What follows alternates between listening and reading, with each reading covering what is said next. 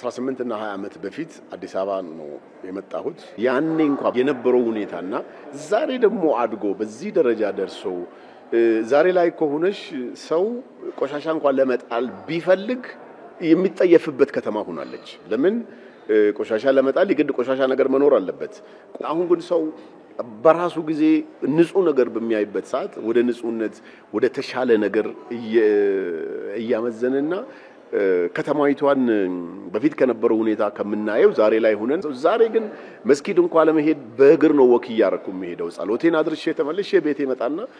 አላህ ያዘዘኝ ነገር አደርጋለሁ ማለት ነውና ከዚህ አንግል እንኳን በመናይበት ሰዓት እጅግ በጣም ከፍተኛ የሆኑ ለውጦች አሉ በአሁኑ ሰዓት የምንመለከተው የውጭ ዜጎች አይደለም የውጭ ዜጎች በአመት አንዴ ሁለቴ ነው የሚመጡት ልጆቻችን የሚዝናኑበት ቦታ አግኝቷል እስኪ ማታ ወጥ ወደዚህ ወደ ፒያሳ ምናምን ልጆቹ ሲጫወቱ ሲወርቁ ውሃ ሲንቦጫረቁ ስትመለከቺ ለካስ በቀላል ጊዜ በትንሽ ገንዘብ መስራት እንችል ነበር ሀገራችን ውብ ማድረግ እንችል ነበር ዞር ብለን አላየነውም ነበር ማለት ነው አሁን በዚህ 7 አመት ውስጥ ከተሰሩ ስራዎች አንዱ በጣም የሚያስደስተን ሰለጠኑ ከሚባሉት ንጹህና ጽዱ አገሮች ከሚባሉት አውጋር ጋር መሰለፍ ጀምረናል ማለት ነው ሁሉም የራሱ አድርጎ ማሰብ ነው የመጀመሪያው እኛ ከተማችን እንዲጸዳ ሀገራችን ንጹህ የሆነ በየክፍለ ሀገሩም ቢሆን እንዲኖር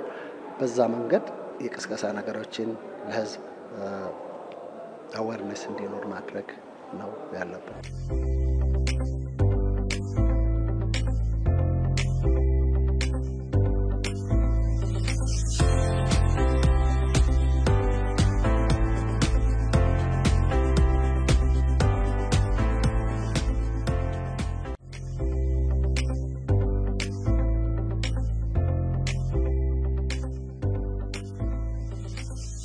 እንደ አንድ ኢትዮጵያዊ ዜጋ እና ሶሻል ሚዲያ ላይ ትልቅ